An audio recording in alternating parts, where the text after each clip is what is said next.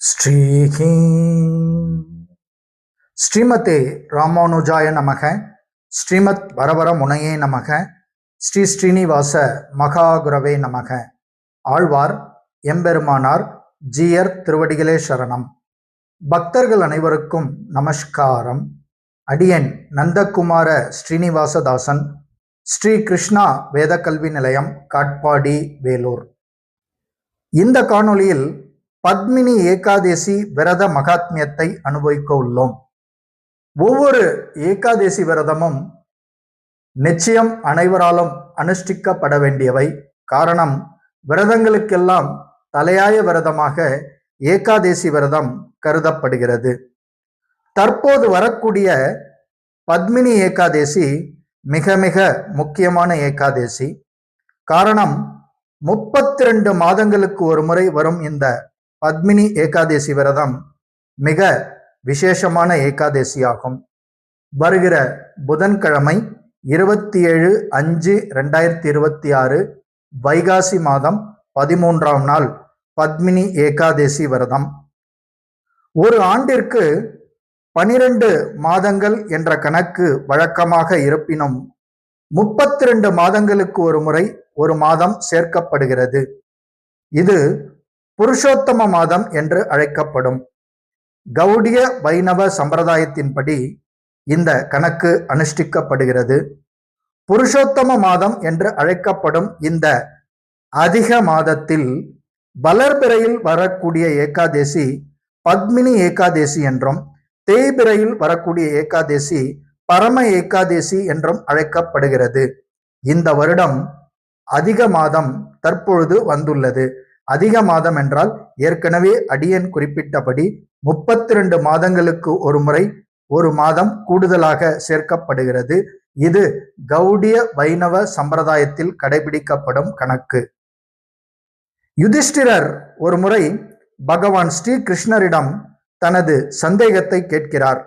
பரம்பொருளே மதுசூதனா, அதிக மாதமாகிய புருஷோத்தம மாதத்தில் சுக்லபட்சத்தில் வரக்கூடிய ஏகாதேசியின் பெயரையும் அதன் சிறப்புகளையும் தங்கள் மூலமாக அறிந்து கொள்ள விழைகிறோம். பரந்தாமா, எங்களுக்கு அதன் பெருமைகளை கூறுங்கள் என்று யுதிஷ்டிரர் ஸ்ரீ கிருஷ்ண பகவானை வேண்டுகிறார். பகவான் ஸ்ரீ கிருஷ்ணர், ஓ யுதிஷ்டிரா, என் மனதிற்கு பிரியமான இந்த ஏகாதேசி மகிமை பற்றி உங்கள் ஐவருக்கும் சொல்கிறேன், கேளுங்கள் என்று கூறி தொடர்கிறார். விரதம் இருக்கும் நபர் ஏகாதசி முதல் நாளான தசமி அன்றே விரதத்தினை தொடங்கிவிட வேண்டும். அவர்கள் தசமி அன்று உளுந்து, கொண்டைக்கடலை, கீரை, தேன், உப்பு ஆகியவற்றை உணவில் தவிர்க்க வேண்டும். மேலும் பித்தளை பாத்திரங்களில் சமைத்த உணவினையோ, கடவுள் பக்தி இல்லாதவர்கள் சமைத்த உணவினையோ எடுத்து கொள்ளக்கூடாது. அன்று, அதாவது தசமி அன்று, ஒருவேளை மட்டும் உணவு எடுத்துக்கொண்டு தரையில் விரிப்பு விரித்து இரவு உறங்க வேண்டும். அதாவது பாய் விரித்து இரவில் உறங்க வேண்டும். பின்னர் பத்மினி ஏகாதசி அன்று காலையில் நீராடும் பொழுது சிறிது மணலுடன் கலந்த பசுஞ்சாணம், சிறிது நெல்லிப்பொடி மற்றும் சிறிது எள் பசை ஆகியவற்றை உடலில் பூசிக்கொண்டு நீராட வேண்டும். அவ்வாறு நீராடும் பொழுது கங்கையை மனதில் நினைத்து கொண்டு நீராட வேண்டும். ஆம், கங்கை நதியை மனதில் நினைத்து கொண்டு நீராட வேண்டும். இந்த வழக்கத்தை நாம் அனுதினம் கடைபிடித்தாலும் மிக நல்லதே. நாம் ஸ்நானம் செய்வதற்கு முன்பு கங்கை நதியை நினைத்து கொண்டு நீராடினால் அதற்கு கங்காஸ்தானம் செய்த முழு பலன் கிடைக்கும். இவ்வாறு நீராடுவதன் மூலம் அவர்கள் கங்கையில் குளித்த புண்ணியத்தினை பெறுகிறார்கள். அதன் பின்னர் பகவான் ஸ்ரீ விஷ்ணுவை முழு நாளும் தியானித்து எப்பொழுதும் ஸ்ரீஹரி நாமாவை உச்சரித்த வண்ணம் இருக்க வேண்டும். பிறரை பற்றி எந்த குறைகளையும் கூறாமல் இருக்க வேண்டும். ஆம், பொல்லாங்கு சொல்லக்கூடாது. பின்னர் அன்று இரவு முழுவதும் உறங்காமல் இருந்தால் மிகுந்த பலன் உண்டு. ஆம், ஏகாதேசி இரவன்று கண் விழித்து இருந்தால் அதனுடைய பலன் மிக பெரியது. குறைந்தபட்சம் முதல் ஜாமம் உறங்காமல் இருந்தால் அவர்கள் அக்னிஸ்தோமா யாகம் செய்த புண்ணியம் பெறுவார்கள். அதாவது ஜாமம் என்றால் 3 மணி நேரம். ஒரு நாளைக்கு மொத்தம் 8 ஜாமங்கள். காலை 6 மணியில் தொடங்கி மாலை 6 மணி வரை 4 ஜாமங்கள். 3 மணி நேரம் ஒரு ஜாமம். இரவில் மொத்தம் 4 ஜாமங்கள். அதாவது மாலை 6 மணிக்கு தொடங்கி மறுநாள் காலை 6 மணி வரை உள்ள அந்த 12 மணி நேரம் மொத்தம் 4 ஜாமங்கள். இதில் மாலை 6 மணி முதல் இரவு 9 மணி வரை முதல் ஜாமம். அடுத்ததாக இரவு 9 மணி முதல் நள்ளிரவு 12 மணி வரை இரண்டாவது ஜாமம். நள்ளிரவு 12 மணி முதல் அதிகாலை 3 மணி வரை மூன்றாவது ஜாமம். அதிகாலை 3 மணி முதல் காலை 6 மணி வரை 4வது ஜாமம். அந்த வகையில் இந்த ஏகாதேசி விரதத்தன்று முழு இரவும் உறங்காமல் இருந்தால் மிகுந்த பலன் உண்டு.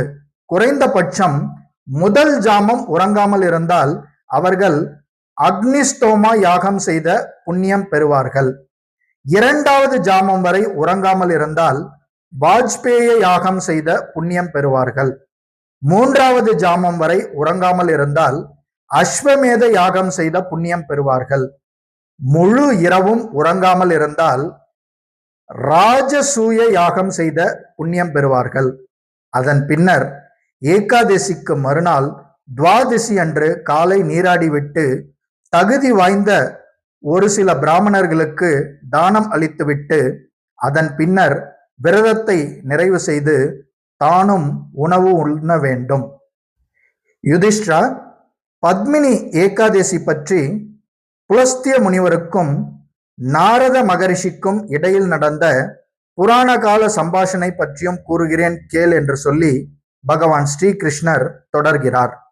ஒருமுறை நாரத முனி புலஸ்திய முனிவரிடம் தனது சந்தேகத்தை கேட்கிறார். முனிவரே, உலகில் அனைவரையும் வெல்லும் ஆற்றல் கொண்ட ராவணன் எப்படி கார்த்தவீரிய அர்ஜுனனிடம் தோல்வியை தழுவினான்? அதனை பற்றி விளக்குங்கள் என்று கேட்கிறார். புலஸ்திய முனிவர் அதற்கு, ஓ நாரத மகரிஷியே, திரேத்தா யுகத்தில் அயவாகு வம்சத்தின் வழிவந்த கார்த்தியவீரியன் என்ற மன்னர் மகிஷ்மதி நகரை ஆண்டு வந்தார். அவருக்கு 1000 ராணிகள் இருந்தனர். 1000 ராணிகள் இருப்பினும் ஒரு முனிவரின் சாபம் காரணமாக அவருக்கு புத்திர பாக்கியம் இல்லாமல் இருந்தது. மன்னர் கார்த்தவீரியன் பல தானங்கள் செய்த போதும் அவரது புத்திர பாக்கிய வேண்டுதல் மட்டும் பலிக்காமல் இருந்தது. எனவே அவர் தனது அரண்மனையில் இருந்து புறப்பட்டு முனிவர்கள் இருக்கும் காட்டினை நோக்கி சென்றார். அங்கு முனிவர்களின் வழிகாட்டுதலின்படி யாகங்களை செய்ய எண்ணினார். அவரது மனைவியர்களில் மிகச்சிறந்த அழகியும் புத்திசாலியுமான பத்மினி என்பவர் மட்டும் மன்னருடன் வனத்திற்கு செல்ல ஆயத்தமானார். மன்னருக்கு புத்திர பாக்கியம் பெற்றுத்தருவது தமது கடமை என்று பத்மினி எண்ணினார். இவர் வேறு யாரும் அல்ல, இஷ்வாகு வழித்தோன்றலில் தோன்றிய அரிச்சந்திரனின் புதல்வியே இந்த பத்மினி ஆவார்.